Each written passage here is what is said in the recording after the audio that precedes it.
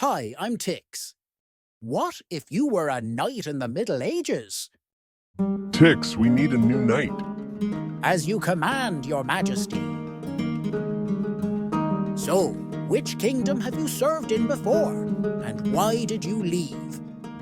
Well, it's not exactly a kingdom. I've worked with Jews before. I had a really hard time getting my salary, so I left. I mean, I can't blame anyone, but it was a tough job.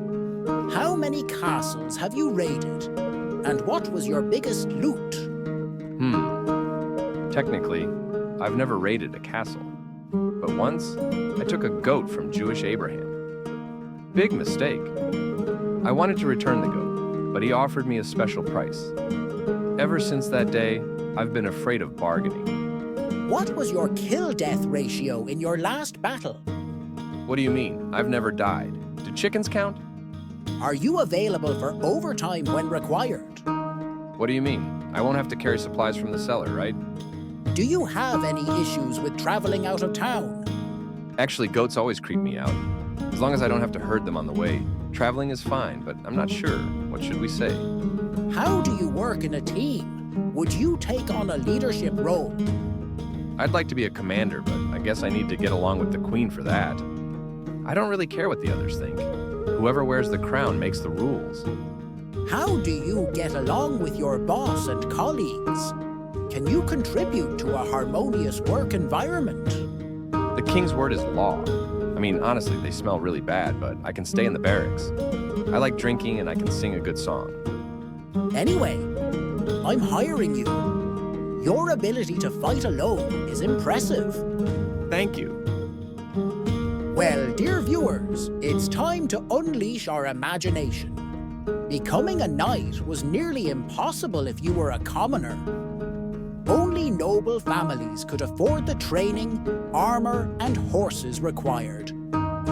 Rarely, a skilled warrior from the lower class could be knighted for exceptional service. No, at 7 to 10 years old, you would be sent to a lord's castle to train as a page. At 14, you became a squire, training in real combat, weapon handling, and horsemanship.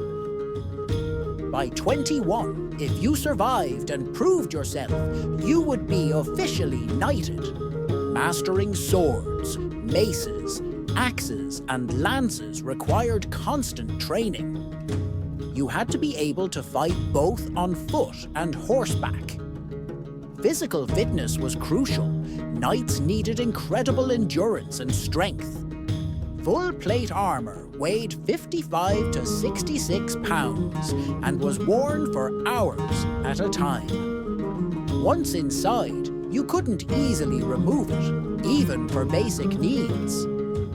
Overheating, exhaustion, and bad hygiene were common problems. Knights weren't paid a salary. They lived off plunder from war. Capturing noble enemies for ransom was more profitable than killing them. If captured yourself, you'd have to hope your family could afford to pay for your release. Mercy was rare. A knight who spared enemies was seen as weak. Taking heads and displaying them on stakes was a common intimidation tactic. Torturing prisoners for information was not unusual. The famous Code of Chivalry was more of an ideal than a reality. Many knights were nothing more than violent mercenaries in fancy armor. Some knights switched sides for money, betraying their own lords. Bathing was rare, and many knights reeked of sweat, blood, and filth. Rotten teeth and broken bones were common, and dental care didn't exist. If you got wounded, infection or gangrene would likely kill you. If you weren't killed in battle, you'd likely fight again soon. Few knights lived to old age.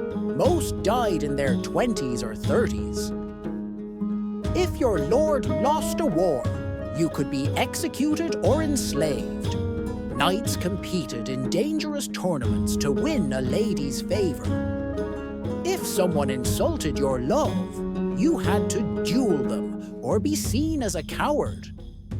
Love and honor often led to reckless, fatal battles. Being a knight was more about survival and brutality than honor and glory.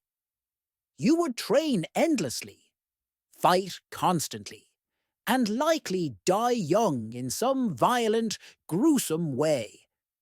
If you dreamed of being a knight, you might want to rethink it.